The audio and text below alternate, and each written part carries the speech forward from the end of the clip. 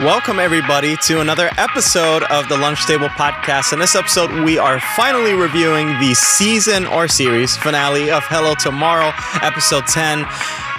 We're finally at the end, thankfully. It wasn't a bad show. Finally. You know, we got a couple of thoughts to say about it, but we'll have more in the season 1 review coming a little bit later. Dylan, let's get your thoughts. I'll be honest. It could have been better. For a finale, it felt like things were just kind of rushed and unresolved. And it felt like I was expecting something to finish in like another episode, but this is the final episode. So I don't know, but I mean, it did kind of had sweet moments. I will say that. I think Jack and Joey have kind of a better relationship in this episode than they've had in previous episodes. As for the rest of the characters in this show, I feel like they didn't really go anywhere. I'll be honest, it's like didn't.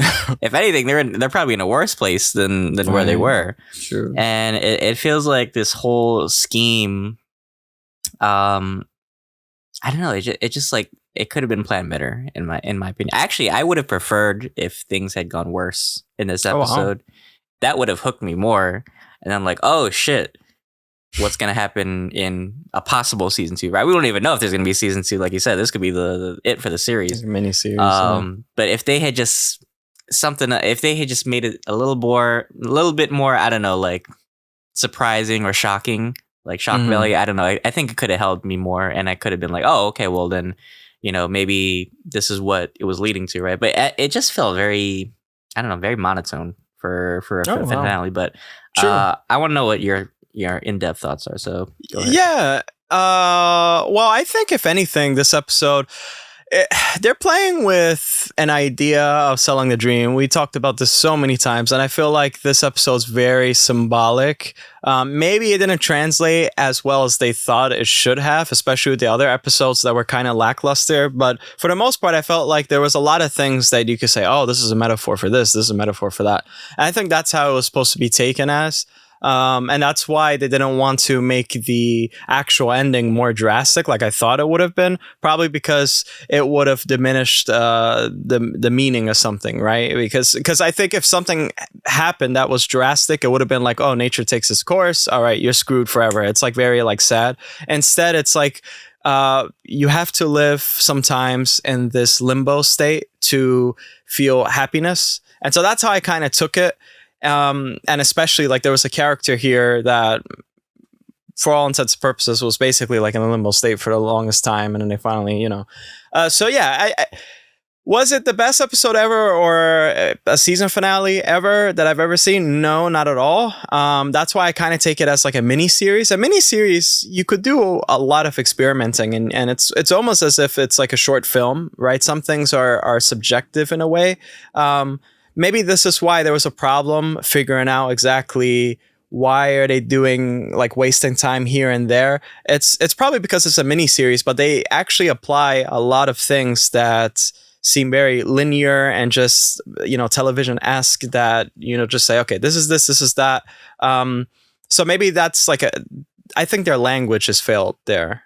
If that makes sense. I don't know. Maybe I'm just rambling or something like that. But do you think perhaps that they at least did justice to the kind of like theme of the 50s and the whole consumerism, lie? Do you think that at least they came across as something that, they did right? I think it's a personification of it. Yeah, I think it's just the runtime is so short, so they have to like get right to it. I think it's just the runtime. I mean, again, it's a personification. It's almost as if we're reading a poem. If not, poems are sometimes longer. It's almost like a haiku. And it's just like, oh, okay, finish. Oh, shit. All right, let me think about it. This show sits with you when you think about it. You have to force yourself, though. It's like, it's not the show that'll stay with you naturally. But if you give it a time, like we're giving it a time, then I could appreciate that theme, especially the 1950 consumerism thing and harkening back to the selling the dream idea. And the families. Yeah. What else thoughts do you have? Do you have any other thoughts on the characters, like some resolutions or anything? It just feels like some of them just didn't really go anywhere, like I said. Okay, well, the one thing I will say, like, at least Lester, I liked where they went with his character. Right. At least he kind of found his happiness, right? He kind of, in a way, he kind of rejected this notion, even if it was wrong, because he was technically right about this whole thing. But the fact that he kind of just said, fuck it. Yeah, fuck it. No, but I mean, that's still kind of nice in a way. It's like, okay, well, now he realized, people are kind of stupid no matter what you do, no matter what evidence you throw in their face. They're just going to see right through it. And all they see is, what they want to see, right? Even Myrtle. I mean, she's obviously by now gone deep state. I don't know. Shit. She's a Peacemaker's dad at this point. I'm like, what the hell? She's watching Fox News or something. She's the Red Dragon, the true one. Shit, I guess. But no, I think that was sweet. Them kind of like coming together, and even though it's kind of like this fake paradise, at least they could find happiness somehow, right? And true. Herb and his wife, I feel like, I don't know, it feels like they were aiming for a family, but it just didn't really go anywhere. Shirley and Eddie, I mean, Eddie did get an upgrade in this episode, I will say that, but like, damn, but I don't know, it just feels like, what else could they do, The only thing I really took away from this episode was Jack and Joey, to be honest. I really think, I also think, to be honest with you also, I feel like this was almost like Lester's episode too, if anything, because I feel like Lester and Merle is like your favorite word. They're like a foil for, the rest of the populace are following this dream. I go against that. I go against society. But what happens when you go against society? You're ostracized and you're alone.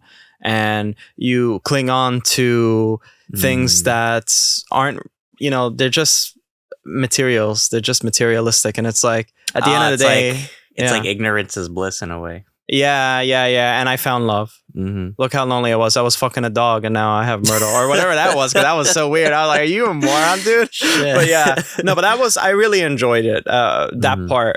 But the rest of the characters was like, I don't know, Herb is so funny still. I find Herb so funny. He was so funny this episode. But then we got some moments too where he was like teary-eyed, and it was actually pretty nice. It was like, wow, the dream is powerful, even if it's non-existent. The dream is what gets you by. And I'll be honest with Herb, I kind of wish he would have, I don't know, grew a pair in this episode and finally realized like his wife is just, I don't know, she's like very manipulative and she's not like the perfect, girl for him. And then maybe he just realized, I could do better. I think that would have been, perfect arc for him. And then for Shirley and Eddie, it seems like, they're still together, but they have to be hunted down. Somebody has to like go after these two. They're criminals at this point. Shit, They need to bring Dog the Bounty Hunter here. They got to send the Rock to arrest them. I don't know. Oh, yeah. But I mean, yeah. Overall, I was kind of disappointed, but I could see your points also. But any final thoughts and I guess how would you rate this episode? I thought, again, this episode was too short for my liking, but that's what we expected. I think the resolutions for the most part weren't very fleshed out. There was only, again, I think for Lester and Myrtle was more fleshed out, and for Joey and Jack, that was really like poignant. I was like, wow. But for the most part, again, I think it's to be taken as like this metaphor. And I mean, it might be just a mini series, and I don't know. The lead up wasn't the best, I feel. I'd give this episode though, because I got it, because symbolic. I would give it a 9 out of 10, just because I think that. Oh wow! Yeah, I do understand the metaphor. I do understand the symbology. Again, the execution, I think it needed a better lead up. But let's get your thoughts of a rating. Damn, that's generous coming for you. I was gonna give this a 6, but I don't know.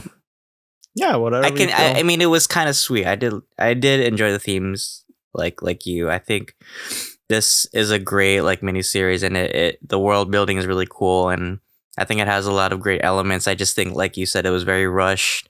A lot of things just like didn't come together as I expected or as I hoped. So I'm gonna give this a 7 out of 10.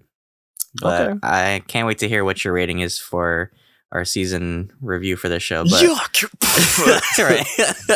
Well, guys, stick around for that. Yeah, it's coming. It's coming next to you, Dylan. Why don't you take us away then? Yeah, for sure. But thank you everybody for tuning in for our episode 10 review of Hello Tomorrow. Check out all our Hello Tomorrow reviews if you haven't already in our playlist. Check out our other content. We are doing a whole bunch of reviews this month. We're so busy. God, you can see our blood, sweat, and tears. I don't even know what to say. You say it. You're like, God.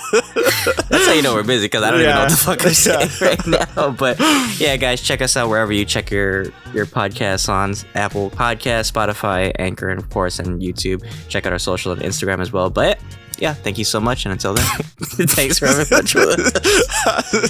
Aim for the moon or whatever. I forgot to say that. See you guys.